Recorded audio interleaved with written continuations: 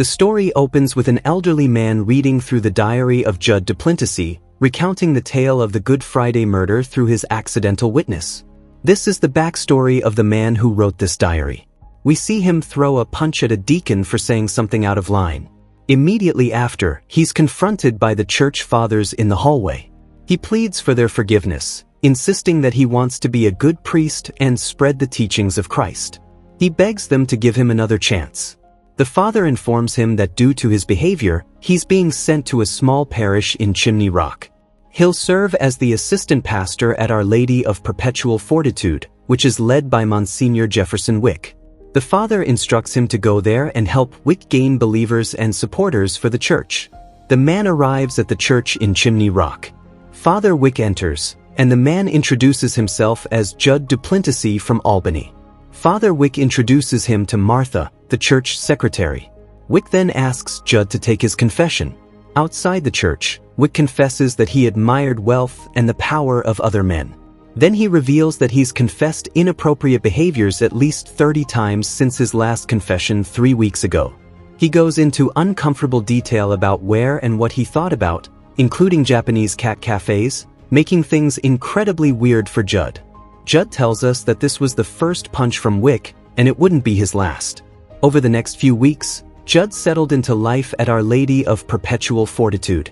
The only other full-time employee was the groundskeeper, Sam, who happens to be Martha's husband. Later, Judd is talking with Sam. Sam tells him that Monsignor Wick helped him escape his alcohol addiction, and he credits both Wick and his wife Martha for turning his life around. Judd explains to us that Martha handles everything. We see Sam cleaning the crypt. He tells Judd about the Lazarus door. It takes a machine to open it from the outside, but from the inside, it only takes a push. Judd asks who's buried there, and Martha explains that it's Prentice, Wick's grandfather and the founder of this church. Judd is taking measurements to make a new cross for the church, but Wick tells him not to. He calls it a reminder of the shameful sin of the sinful woman. Later, Judd asks Martha about this, and she reveals that the sinful woman was Wick's mother. Martha explains that Prentice's daughter was ill-mannered and a loose woman. She used to sleep around in bars and got pregnant with Wick by some drifter.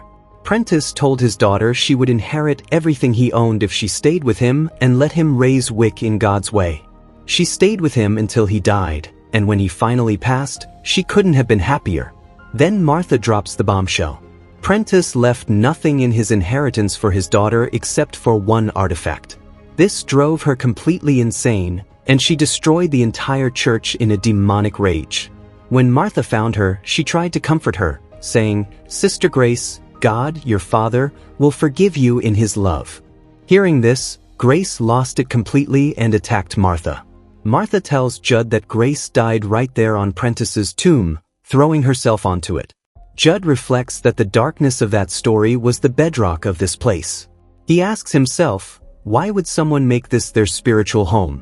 He explains that the core group of regulars all had their reasons, and these people will become our suspects. There's Vera Dravern, a local attorney devoted to the church, and her adopted son Cy, who just moved back home after failing at politics. The whole town knew Cy was actually her illegitimate brother. Then there's Nat Sharp, the town's local doctor, recently divorced and desperate to win back his wife who left him. Lee Ross, a famous sci-fi author whose career has been declining, is writing a book about Wick hoping it will revive his success. Anne Simone, a former world-class cellist forced to retire due to a mysterious nerve condition, who believes Wick can heal her. Wick kept his core group tight, and the seductive power of his charisma was undeniable. But his methods were harsh. Every week, he would pick someone out, usually a newcomer, and verbally attack them from the podium, taking things too personally, being crass, just to get a reaction. And the reaction was usually a walkout. Judd reflects that this isn't the true church, but these people don't say anything because deep down, by staying in that pew, they're taking a side. Wick's side.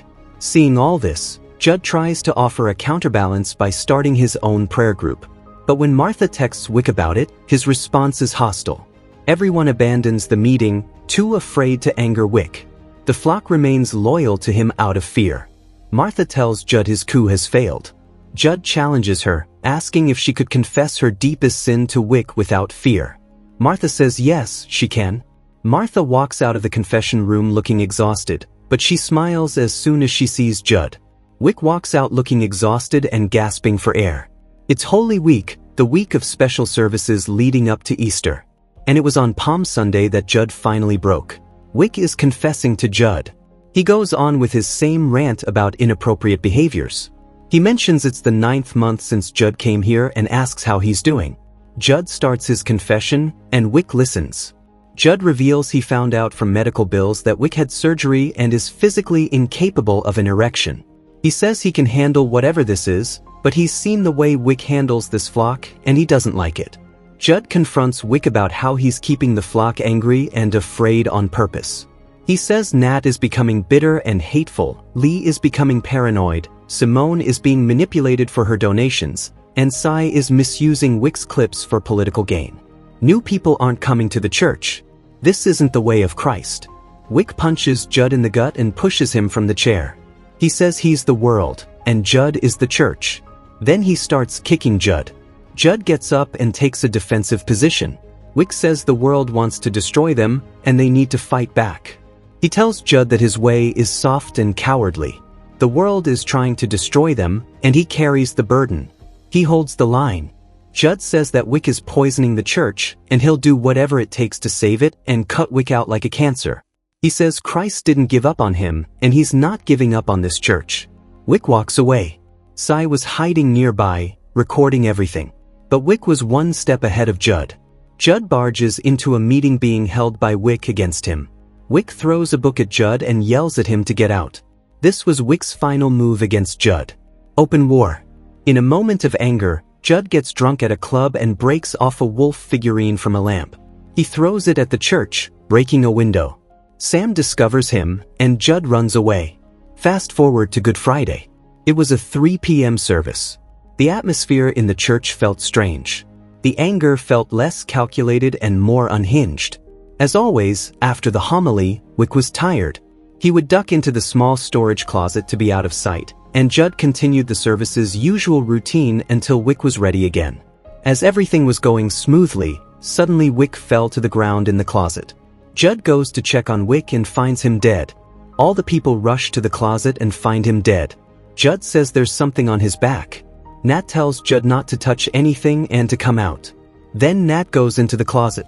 Martha sees that it's a devil's head on his back and passes out, crying that Satan struck him down. Nat pulls it out and discovers it's a knife with a beast-shaped handle. Monsignor Wick has been murdered. Judd says the ambulance took 5 minutes to arrive, and Wick was pronounced dead at the scene. The police arrived.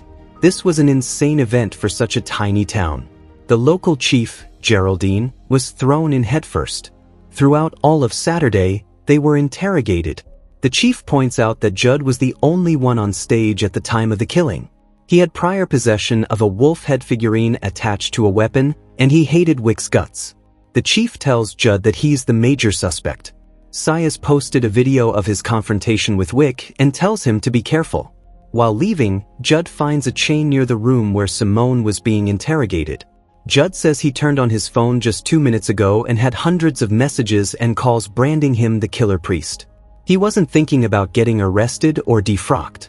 He was thinking that Wick had won. Because deep down, he knew he was happy the old man was dead. Judd kneels in the church and asks God to show him a way out of this. Suddenly, a man enters the church. They both talk for a bit. Judd asks the man if he's religious. The man says he's not, and they have a genuine conversation about faith and belief. Then Judd breaks down in tears. He tells the man he just felt like a priest again, and now he's going to lose it. He doesn't know how he's going to live without it. Suddenly, the chief comes in and calls for the man. He tells her to leave them alone for a moment. Judd asks who he is. The man introduces himself as Benoit Blanc. He says he's a detective and that he's taken an interest in the murder of Jefferson Wick. Blanc clarifies that he's a private detective. Judd says everyone thinks he did it, but he didn't. Blanc tells him that he believes he didn't commit the murder. He can tell by Judd's behavior and condition that he's an innocent man tormented by guilt. He explains that he solves murder cases, so he wants to help Judd. Blanc asks him to accompany him on the investigation so they can solve the case together. They go to the forensic room where Wick's body is being kept. Judd runs out, saying he can't stay in there. Blanc and the chief persuade him that he needs to help them if he wants to get out of this mess and be a priest again. Judd says he didn't do it, but if he can help catch the culprit, then he's willing to help. They all go to the club with the murder weapon. They ask the bartender about the figurine. He tells them it was there, but the one they're showing him is red. The chief says it's been painted, and a knife has been attached to it with some kind of plaster. Judd tells Blanc that he threw it at the church and broke a window. The next day, Martha found the broken glass pieces but not the figurine. They discover that Nat was also at the club. Judd tries to talk to Nat, but Nat blames Judd, calling him a killer priest. Then they go to the church, the crime scene. All three of them sit on a bench. Blanc tells them this is beyond normal police work.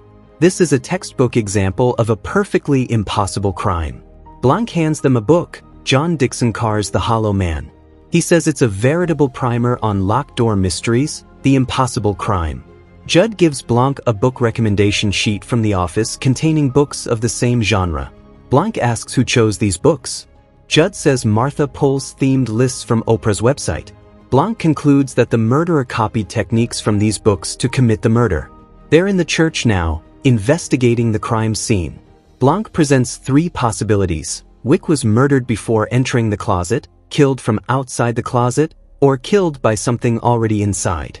After ruling out the first two, Blanc suggests a remote-controlled knife-propelling device hidden in the closet. Upon inspection, the chief tells them they didn't find anything inside except for two red threads. As they're investigating, Martha comes in, lying on the ground, crying out loud and begging them to leave the holy place. Judd takes Martha outside and tells her to go home. But Martha tells him to leave, that he's no longer needed here. She points at him and says he's worse than the harlot, and that he's tainted this place. Judd slaps her hand away and apologizes. Judd goes to Sam's garage and starts using his punching bag. Sam is watching a baseball game from Friday that he recorded that day since the game was happening during the service. Judd realizes something. If a remote control was used to activate the device to kill Wick in the closet, it would have affected the recording. They take the tape to the police station and discover there's a glitch that aligns with the murder time, caused by RF interference. But upon checking size footage, they find the burst happened after Wick fell to the ground. Blanc says that even with all the pieces right in front of him, he can't figure it out yet. He says it's still a perfect crime. Judd says that Blanc told him he would solve the case, and he put his faith in him. Blanc says he hasn't slept in 36 hours and needs rest. Blanc offers to take Judd home. Upon reaching Judd's place, Blanc tells him that some pieces are still missing, and he needs Judd to help get them. He asks Judd to write a story of Wick's murder and the events leading up to it without omitting a single detail. Judd completes writing the story, and Blanc reads it. Up until this point, everything has been the events from Judd Duplantes's point of view, being read by Blanc. Blanc asks Judd why he did it. Judd asks him why he thinks he lied. Blanc says he didn't lie. He just didn't say the dishonest part out loud. Blanc points out that Judd wrote the police arrived 5 minutes after the discovery, and he came out 2 minutes after everyone, right when the police arrived. Meaning he was inside the church for 2 minutes all alone. Blanc asks why Judd saved Wick. He didn't need to. Everyone knew about it. It turns out Wick used to drink in the closet during services, and everyone knew about it except Sam, who believed in Wick. Wick had supposedly quit alcohol with him, but Wick lied and was still drinking. Judd saved Wick's last bit of honor and respect. Blanc asks Judd where the flask is. Someone broke into Judd's house and stole the flask. Judd realizes this is a plot against him to frame him as a murderer. Blanc tells him that the next day, they'll interrogate everyone at the burial. The next day at the burial, Monsignor Jefferson Wick is placed into the same crypt as his grandfather. Judd and Blanc enter the group gathering. Judd makes it clear they're going to interrogate everyone in the room and find out who killed Wick and why. Blanc says they're going to start with what happened in that room. Nat mentions the night when Judd admitted he killed a man. Judd tries to explain to Blanc that it was a boxing ring accident. Lee cuts Judd off and says he's a priest in name only. Now he wants to play the victim by blaming someone else and creating drama by calling the church evil. Then suddenly, Simone gets up from her wheelchair to grab a cigarette. Martha starts shouting, calling it a miracle. Simone tells her she can walk, It just hurts. Simone sits back down and says to expose it all. Blanc continues. He wasn't inquiring about Judd's meeting, but about the secret meeting held with Wick on Palm Sunday. What was that meeting actually about? Cy suddenly speaks up and says he can tell them. Everyone panics and tries to stop Cy from revealing anything. Cy says he has the recording and they can play it. Judd shuts the door. Blanc plays the video. It starts with Vera telling everybody in the room that Cy is Wick's illegitimate son. She calls Wick a hypocrite. She raised his son while he enjoyed himself preaching to others about goodness. Wick accepts that Cy is his son from a woman of no importance he knew for only one night 30 years ago.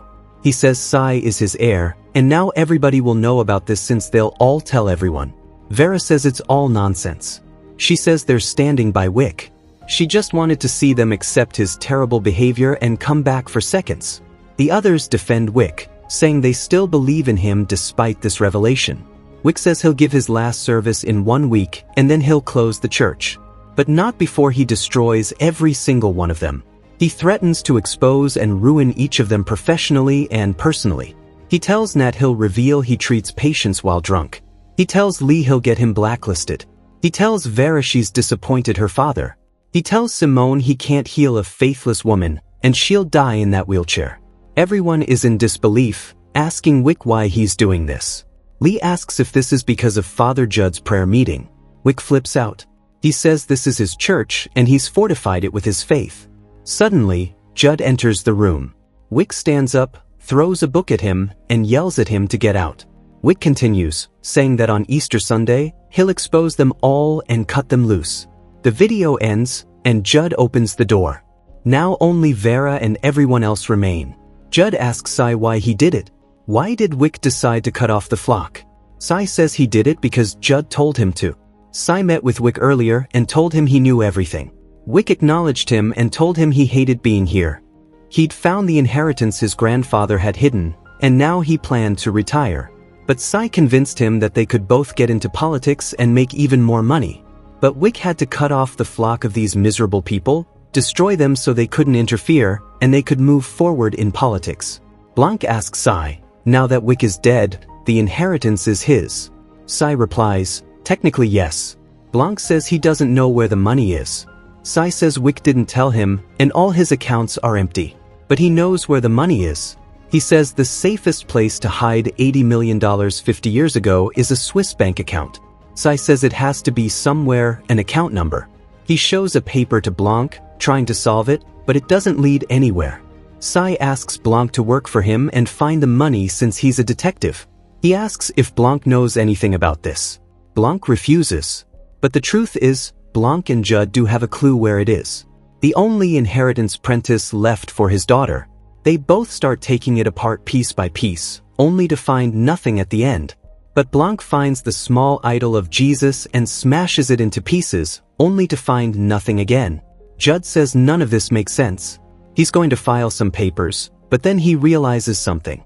The crypt opening receipt he signed stated the opening date as last Wednesday. He tells Blanc it must be a misprint. Judd asks who would order burial equipment for a man who hasn't yet died. Blanc replies, someone who knows with utmost certainty when that day and hour would come. Judd calls the construction company and finds out from Louise that Monsignor Wick himself ordered the forklift for the crypt opening. A storm has arrived. Martha comes to close up. Judd heads to the church and tells Martha to take care of the rectory. On the way to the church, Judd tells Blanc he's done. He's had a holy revelation. His purpose is not to fight the wicked and bring them to justice, but to serve them and bring them to Christ. Otherwise, he's as bad as Wick, making it about himself and not Jesus. Blanc asks him to say it again. Judd says they're here to serve the world, not beat it. That's what Christ does. When Wick talks about fighting the world for Christ's sake, he's not talking about Christ, but his own ego and power. He's never talking about Christ. Blanc suddenly understands. Over and over, Wick talked about Christ rising in power, getting his revenge. Eve's apple is the treasure. Eve's apple restored the tree. What does that mean? Judd says he doesn't know, and he doesn't care. Just then, the chief's car enters the church's boundary. Blanc tells Judd to go back to the rectory. He'll take care of the chief. The chief comes into the church and asks for Judd. Blanc tells her he's not here. She orders her subordinate to check the back rooms and the closet as well. She shows Blanc the book and tells him it's a great book. She says she rewatched the video, and she noticed that from the moment Judd enters the closet until the first of the flock gets there, there's a difference of 9 seconds. 9 seconds are plenty of time to kill him. That's how it was done. Blanc replies that yes, this is how it was done. The chief says he knew all along, and he toyed with Judd like a cat does with a mouse. Blanc says he has no clear picture yet and asks for a little more time. The chief refuses. She says she's found her killer. Judd reaches the crypt and finds a strange man standing in front of it. He watches him from afar. Suddenly, the wall of the crypt opens from the inside. Wick walks out of it. Judd runs toward them and tries to follow, but gets hit in the face and blacks out. Judd wakes up and finds Sam dead. He panics. Right then Blanc arrives and Judd runs away. Blanc and the chief find Sam's body in the open crypt. Upon further investigation, they discover that Wick is missing. Right then, Martha starts praying in front of the crypt, and police backup arrives. The chief sets up barricades and discovers the motion detector light is also a camera. She tells her team to bring it to the media lab. Upon hearing that Samson is dead, Martha runs toward his body and starts crying and yelling. The chief and other officers remove her from the body. She starts cursing Judd. Judd is now far away when Louise calls and confirms the order for the forklift was made by Monsignor Wick. Meanwhile, the flock calls each other and spreads the news. Somebody knocks at Nat's house. He opens the door and greets them with, "Praise be, it's accomplished." At the police station, they get the footage. In the first one, Wick walks out of the crypt and goes with Sam. In the second one, Judd follows them. They also got the reports from the killing weapon. It has the fingerprints of Judd. Just as Blanc is leaving, Judd walks in. Before Judd can do anything, Blanc drags him outside and puts him in his car. Judd says he's guilty, and he's going to turn himself in. Blanc refuses. He says Judd is going to tell him exactly what happened, but first they need to get to Nat's house. They both reach Nat's house and find the door open. The whole house is basically torn apart. They find the basement and go down there. There's a really foul smell, and it's really dark. Blanc turns on the light, and they find a dead body. It's Wick, dead, with his hands in a tub full of acid. Blanc warns Judd that it might get more unpleasant. He empties the tub, only to find Wick holding Nat, totally submerged in the tub. Nothing is left except bones and a little bit of ligament. Blanc checks Nat's bag and finds a drug. He calls the chief and tells her to come to Nat's house. Just then, Judd leaves.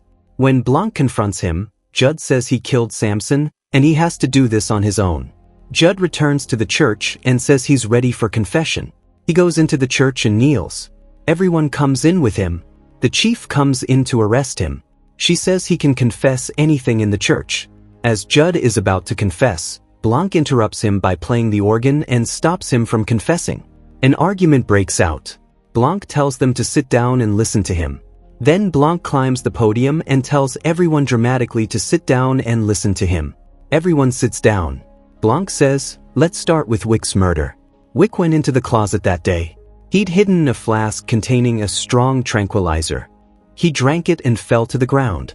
The chief says that's when the killer stabbed him, but Judd refuses, saying there was no knife when he was inside, just a dragon head and some blood. Blanc says that's what he was missing. That day in the bar, when Blanc was showing him the photo, Judd focused on Nat and the lamp in front, but Blanc was showing a second identical lamp in the back, which also had a head missing. Blanc explains that the heads were painted red, the same red color found on the vestments and the thread found on the floor. The red was always there on the robe, with a little squib of blood, triggered by remote at the exact moment. The doctor, a voice of authority, waited for the right time to take charge and do the deed, inserting the knife with a slight distraction. Now, the final thing, the flask filled with tranquilizer. But he couldn't find it, the one hiccup in his plan. The result of a moment of foolish grace by Father Judd, who concealed the flask to hide Wick's drinking and returned later to retrieve it. The chief asks then who killed Nat. Blanc goes on a whole philosophical rant about God and such things, only to realize in the end that he can't solve this case. Upon questioning, he just says he can't solve this case. Everyone leaves and Blanc is left there alone, lost in his thoughts. When the chief asks Blanc what that was all about, Blanc tells her he learned this from Father Judd, to have grace for his enemy, grace for the broken, grace for those who deserve it the least but who need it the most, grace for the guilty. It turns out Martha is the real culprit. She thanks Blanc for giving her a chance to confess. She starts her confession in front of Father Judd. She says it started with pure intent, but the truth is, it started with a lie. She saw Prentice take his final communion. All his wealth was a jewel, and he swallowed it and died. It all happened in front of her, and she swore she would protect this secret. But Grace found out that he'd turned his wealth into a jewel. The box was actually for the jewel, but she didn't know where he'd hidden it. That night, she wasn't destroying the church, but was actually searching for the jewel. And Martha mocked her at that time, which is why she attacked her. Martha kept the secret of the jewel for 60 years. Until Judd challenged her to confess, and with defiant pride, she confessed to the wrong priest. Then Blanc pushes Martha to tell about the day Vera told everyone about Cy, and she found out about this. Martha says she could have tolerated it if Wick had strayed, but he started acknowledging the terrible child, and that's when she suspected. She called the construction company and found out that Wick was planning to open the crypt and steal the diamond for his own greed and lust for power. To save the church and Wick's honor, she decided to steal the jewel before Wick and frame Wick's death to raise him as a miraculous man and save the church. So she partnered up with Nat and carried out the whole plan with his help, without Wick knowing anything about it at all. She also got Sam involved in this. He was the one who made the coffin. He was the one in the coffin when it was put in the crypt. He didn't understand why Martha was doing this, but he didn't refuse. On Nat's signal, Sam stole the jewel and got out through the Lazarus door, all caught on the camera, just like they planned. This was to be a miracle that would raise Wick as a miraculous man who returned from death. But Judd wasn't supposed to be there. When they ask Martha if she knew what happened when they found Sam's body, she says she had an idea, but she went to Nat's house to make sure. There, Nat and she were talking when she told him she'd been to the crypt. That's when Nat tells her the truth. After taking care of Judd, Nat got tempted because of the jewel, which they decided to destroy.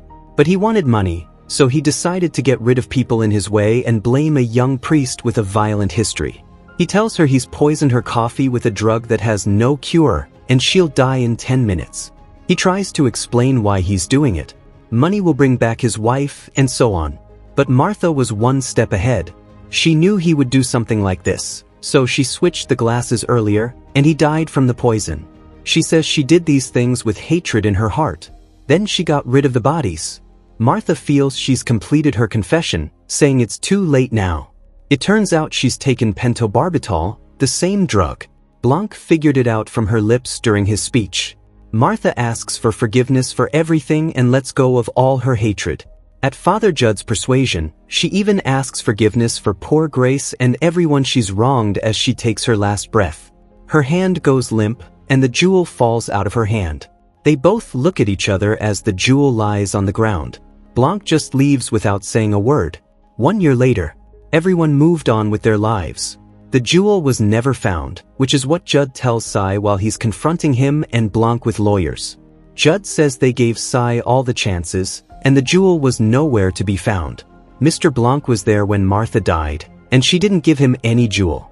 Cy tells Judd he'll keep an eye on him, and the moment he makes a big transaction, he'll come for him.